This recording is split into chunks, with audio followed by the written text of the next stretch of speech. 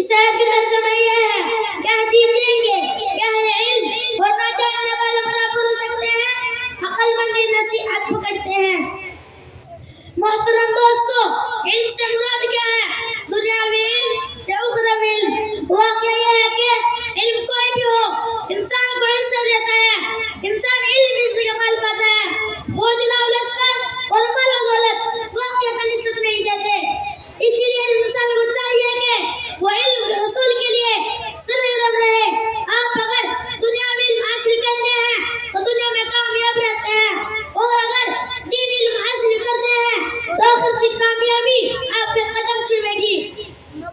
محترم دوستو، اگر آپ کچھ عقل والے ہیں، اگر آپ کچھ دانش مندی ہیں، تو آپ علم کے حصول کے لیے دوڑیں، خصوصاً دین علم حاصل کریں، چاہے آپ کو کتنی تکلیف اٹھانی پڑے، مصائب جھیلیں، تکلیف اٹھائیں، راتوں کو نیند خراب کریں اور دیگر زحمتیں برداشت کریں، پھر بھی علم کے حصول سے نہ بھاگیں، اسی میں کامیابی ہے۔